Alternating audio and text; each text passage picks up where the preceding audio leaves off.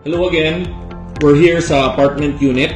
So every unit here is wider. It's 4 by 6, not the regular 3 by 6. So we have 5 units total. Yung dalawang apartment na nauna is 2 floors at yung isa sa last is 1 floor. So dito sa 2 floors, sa first floor niya is dining, living area, kitchen, and toilet and bath. Sa labas nito, there's also a laundry area.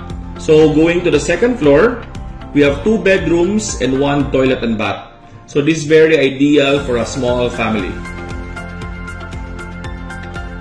So ito yung sa labas niya, EPS na white, tapos merong walkway canopy. Ito naman yung sa loob. So sa loob naman, it's vinyl tiles, windows, toilet and bath, and kitchen. Again, itong window natin is double glass para yung noise hindi pumapasok masyado. So, ito yung ceiling. Ito yung naman yung toilet natin. Kung mapansin nyo, it's only half tiles for practicality. Going to the second floor, we have the steel stairs. On the second floor, we'll see 2 rooms. So pag landing nyo sa second floor, there's a window there for ventilation. And meron rin toilet and bath. This is the toilet and bath sa second floor. Naka-half tiles siya.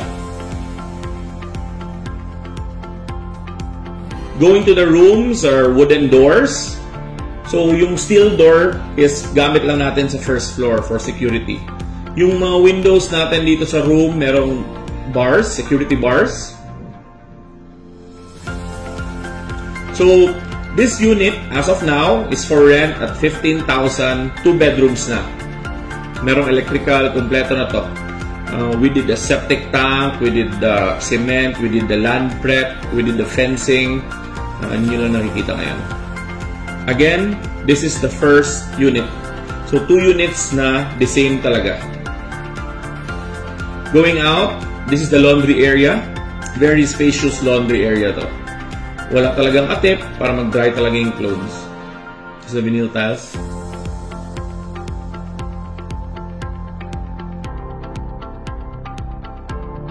Going to the third apartment unit, this is 1 floor only. Pagpasok, living, dining. Tapos diretso ka sa 1 bedroom mo. Tapos go sa labas, ang dirty kitchen agad. At meron pa tayong extension na toilet. So yung toilet and bath nito is connected lang sa master's bedroom. Kasi nga isang bedroom na siya. So thank you very much for visiting us. Check out our website, Instagram. Connect to our architects. We will really help you out very fast. This project was only built in 2 months. So thank you again for watching. See you.